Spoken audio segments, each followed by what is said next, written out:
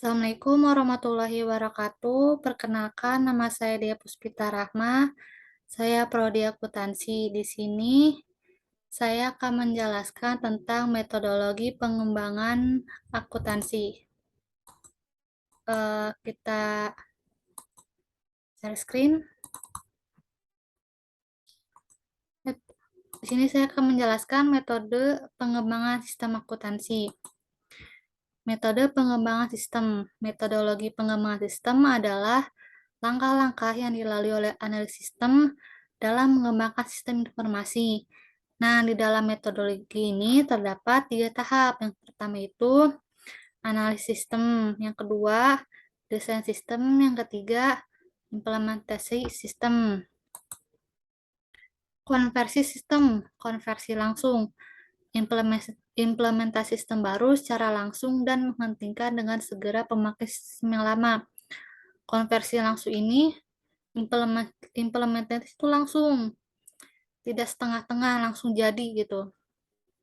Yang kedua itu konversi paralel, adalah implementasi sistem baru secara bersamaan dengan pemakaian sistem yang lama selama jangka waktu tertentu. Konversi paralel ini mengubah sistem barunya eh, bertahap, tapi dalam jangka waktu yang lama. Yang ketiga itu konversi modular, implementasi sistem baru ke dalam organisasi sebagian-sebagian.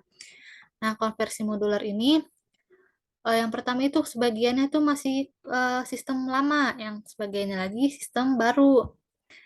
Yang terakhir konversi phase-in. Mirip dengan konversi modular, bedanya itu kalau konversi modular membagi organisasi untuk implementasi baru. Sedangkan kalau yang konversi phase-in dibagi menjadi sistemnya sendiri. Sistem untuk pembuatan bagan alir data, bagan alir data atau data diagram. Nih, yang ini bentuk proses pengolahan data, bentuknya itu persegi panjang, aliran material, aliran data, penghubung. Di sini ada halaman sama, bentuknya bulat. Halaman lain, tempat penyimpanan data atau arsip, di sini ada gambarnya. Sumber tujuan data, di sini bentuknya persegi. Masukkan atau keluaran, ditunjukkan oleh garis alir. Penggunaan bagan alir lebih bermanfaat dibandingkan dengan uraian tertulis dalam menggambarkan suatu sistem. Gambaran sistem pertama itu gambar sistem secara menyeluruh lebih mudah diperoleh dengan menggunakan bagan alir. Jadi dibandingkan dengan tulisan atau uraian, biasanya itu lebih paham menggunakan bagan alir karena lebih mudah dipahami. Yang kedua itu perubahan sistem lebih mudah digambarkan dengan menggunakan bagan alir. Karena kalau misalkan uraian itu biasanya itu sulit dicerna, apalagi kalau tahapannya banyak. Yang ketiga kelemahan-kelemahan dalam sistem dan identifikasi bidang-bidang yang memerlukan perbaikan lebih mudah ditemukan dengan bagan alir. Jadi dibandingkan uraian, kelemahannya tuh sulit untuk dipahami. Yang keempat, dokumentasi sistem akuntansi dilakukan dengan menggunakan bagan alir. Berikut ini diberikan contoh penggunaan simbol sebagai simbol bagan alir dokumen untuk menggambarkan transaksi permintaan dan pengeluaran barang dari gudang. Misalnya informasi mengenai transaksi tersebut telah dikumpulkan oleh analis sistem dan informasi ini sebagai bahan untuk membuat bagan alir dokumen. Nah, di sini tuh ada disajikan uraian. Unit organisasi. Pertama, mengisi bukti permintaan dan pengeluaran barang gudang BPBG sebanyak 3 lembar.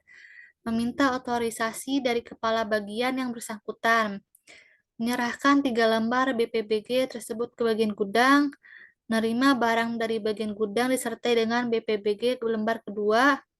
Mengarsipkan BPBG lembar ketiga menurut nomor urutnya. Selanjutnya, bagian gudang, menerima 3 lembar BPBG dari unit organisasi pemakai. Mengambilkan barang dengan jenis dan jumlah seperti yang tercantum dalam BPBG. Mengisikan kuantitas. Diserahkan ke BPWG 3 lembar. Mencatat BPWG dari gudang. Distribusikan BPWG sebagai berikut. Pertama, akuntansi. Kedua, organisasi pemakai bersama dengan penyerahan barang. Ketiga, arsip bagian gudang menurut tanggal. Selanjutnya, bagian akuntansi. Menerima BPWG lembar ke-1 dan bagian gudang. Mengisi harga pokok satuan barang pada BPWG. Menghitung dan mengisi pokok total kuantitas yang dipakai kali harga satuan pada BPWG. Mencatat BPWG. Mencatat BPWG dalam kartu biaya. Mengarsipkan BPWG menurut nomor urutnya berdasarkan tersebut. Nah, di sini kan kelihatan tuh susah untuk dipahami karena urutannya tuh banyak. Nah, coba kita bandingkan dengan bagian alir. Yang pertama itu kita mulai mengisi BPWG, yang kedua itu minta otorisasi, yang ketiga ini mengisikan tadi apa di sini? Menyerahkan 3 lembar. Nih, sini menyerahkan 3 lembar. Setelah itu dari BPWG ini kita langsung ke bagian gudang. Nih, di bagian gudang ini kita isi dengan mengisikan formulir 3 lembar, mengisikan kuantitas, lalu diserahkan ke kartu gudang. Setelah dari ini, bagian gudang, lalu kita ke bagian akuntansi. Nah, BPBG mengisi harga pokok satuan, menghitung dan mengisi total harga. Sini BPBG terdapat 2 bagian, pertama itu jurnal umum, kedua itu kartu persediaan, kartu biaya, dan selesai. Nah, cukup sampai di situ penjelasan dari saya. Apabila ada salah kata, saya mohon maaf. Saya ucapkan wassalamualaikum warahmatullahi wabarakatuh.